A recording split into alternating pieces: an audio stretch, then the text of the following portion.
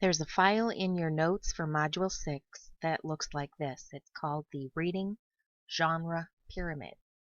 So if you could get that out and fill it in as we go along, that would be great because I would like you to email it to me when you are through.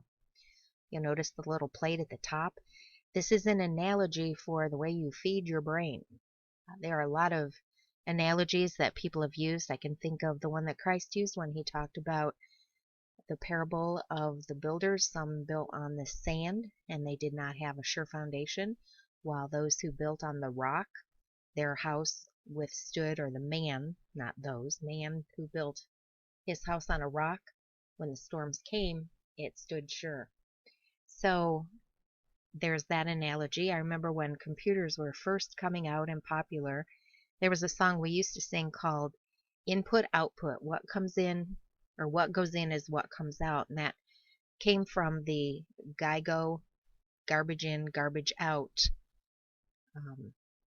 saying that people had about a computer. Whatever you put in, that's what you got out. And that's true with our minds as well. One day I was thinking about the food pyramid, and I know they've changed it now. It isn't what it used to be. They revised it. But there are different categories or classes or kinds of food. There's dairy and protein and vegetables and fruits, and you're supposed to have a well-balanced, well-rounded diet. And I was thinking about that in relation to our brain and the things that we put in our minds when we read. The bottom, then, would be God's Word. That's our foundation. Everything that we read should be tested by the absolutes of God's Word. And we want to read more of that than anything else, really. We should be experts on God's Word. Going up from there, thinking about what you read, well, you read a lot for school. You have textbooks. When you're a teacher, you'll still have textbooks that you read and things that you will read to prepare for class as you study and get ready. And the nice thing about being an English or literature reading teacher is that you can read the books that you would think would be appropriate for your students. Some of them you will keep, some of them you won't, but you'll do a lot of reading there. But then what about for yourself? What kinds of reading do you do for your pleasure? Do you have hobbies that you're interested in? Do you read about cooking or quilting or woodworking, or do you read news things to keep up on current events? So what kinds of reading do you have in your reading pyramid? I guess that's kind of the way I try to look at it. And then we have our students. What kinds of reading do they do? Well, what they do right now and what our goal for them would be, that could be two different things. Hopefully you will educate them so that they will see the importance of reading God's Word. And I know I appreciate my Christian school teachers who gave us tips and hints and encouraged us to read God's Word, because Satan surely does not want us to do that. You know, when you think about what you are reading right now, you know, what kind of things do you have reading that you have going on reading? For instance, I usually have a devotional book that I'm reading, and at the moment I've got 2 books that I'm reading. I used to be a one book at a time type person, but it doesn't always work that way. And some people talk about what's on your nightstand. That's kind of a meme that goes around on the internet every once in a while. And Barbara from Stray Thoughts regularly posts all the things that are on her nightstand, and I'm just challenged by that, and kind of is a good reminder to press on. So think about your students and their reading, thinking about your reading. The Bible should be at the bottom, and then how do we fill it in from there? I want to challenge you with a couple of things. One is to be widely read, right? Not to just read one type of thing and that's it. I know sometimes we kind of get in a rut where, and I shouldn't say it's even a rut, but kind of on a kick of reading a certain author. You read one book by this person and it's really good, and so you want to read more. And that's great.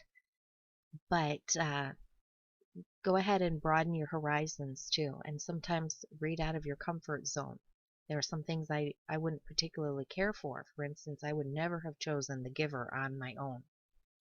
But I have to say, it's one of my favorite books, although that's not the genre that I would prefer. So, thinking about different kinds of reading, there are two especially that I would like you to be challenged yourself with reading and to encourage your students. One is Christian biographies or autobiographies. When the Benges, I think that's how you say their name, Benge, started to work with young people, they were disappointed that they didn't know a lot of the heroes of the faith. And the kids thought they were boring, these people from long ago. And they said, you know what, that's wrong. And so they began writing the Christian heroes series that you see, for instance, in our bookstore. They usually have their black or brown paperback books. And I know that study guides have come out since then, and other materials that you can use with them. But get kids reading and read yourself about our great heroes of the faith. And another thing is Christian classics. I'm going to pause this. If you look at the next files that are in your notes section under Module 6, you'll see some classics that are Christian classics. Several years ago, I went to a conference for the Evangelical Church Library Association, and even though I'm not a church librarian, I went with Mrs. Campbell, who at the time was the librarian at Ankeny Baptist. And one of the workshops I went to, I don't even remember the name of the professor from Wheaton who presented it. He was also a lay pastor, and he talked about encouraging his deacons, his students, his congregation to read the Christian classics, and that's what his workshop was about. And I was challenged with that. Since then, for several years, I had the students in Adlet read Pilgrim's Progress. Do you know that Charles Spurgeon read that over 100 times? And I don't know how long he lived to be, not all that old. So he had to have read it more than once a year. But anyway, he started as a young person and read it, loved it, and read it many times throughout his life.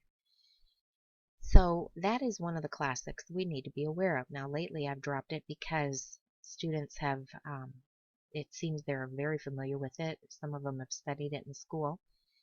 There is an updated version in modern day English, and the one that I like, the version that I like, has notes by Warren Wiersbe down at the bottom, footnotes. There are a lot of versions of Pilgrim's Progress, but I would encourage you, if you have never read it, that's one of the books that you need to read. Go ahead and look through this list. Now I have to say, after I came back from the workshop, I went to Christian Book Distributors, and they had some of these books. And since then, every year it seems that students have suggested more books that need to be on here. So I even need to update this more. Francis Schaeffer is someone who is not on here, and we should read The God Who Is There, How Should We Then Live? Oswald Chambers, My Utmost for His Highest, is not on there. That's a devotional book, kind of like morning and evening, a little bit, only one a day, not two. And that's another thing. Spurgeon isn't on here, and he's another one that we should read. Some of them are big, thick, long, deep, but some are not. If you look at Philip Keller's Lessons from a Sheepdog, that is very light, easy, short, quick reading, and yet it's beneficial. My Heart Christ Home is on here. I think you've all read that for a class. I've asked that in the past, and students seem to be familiar with that. Another one that is not on here that should be, and I guess when I think of My Heart Christ Home, Charles Hummel wrote Tyranny of the Urgent. Again, it's just a little booklet that you read in just a little bit of time, but makes an impact and changes your life. There's one more I'm going to point out. Hind's feet on high places is an allegory. Um, I think girls would probably like that more than guys, but that's another one. So go ahead and look through this, and which ones have you read? Which ones do you think should be on your list? And which ones have you never heard of? And which ones do you think should be on the list? So go ahead and take a look at that, and I'm going to pause and go back to the other sheet. So back to this sheet of the reading genre pyramid. One pyramid is going to be for your reading. Maybe you can say what you do right now or what your goals are. And that's another thing. I would encourage you to go out of your comfort zone and read some things that maybe would stretch you a little bit. One way to tell if you're reading too much or too little of something is to look back over your journals. If you keep journals and see, I'm reading a lot of this and should maybe read some more in another category, another genre. And so that's another benefit or byproduct of keeping a journal. And then if you want to use the other one, the other pyramid for your students, I know you're going to have a variety of students. When we think about the illiteracy chart, you're going to have some that are borderline illiterate and are struggling readers. You're going to have a lot of illiterates who would be either no time, no interest, or no way, and you will have some avid readers. What are you going to do to challenge those avid readers and encourage them? What are you going to do to help out those who are illiterates? And then also have a supply of books that you can use to encourage those who are struggling readers. But you do want to encourage your students most of all with God's Word, and then with using different kinds and different genres of reading.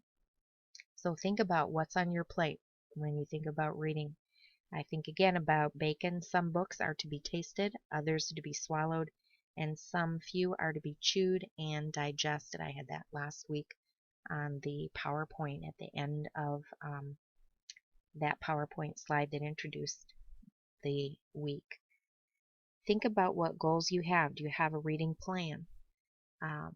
There are people who have come up with reading plans. Mortimer Adler is one.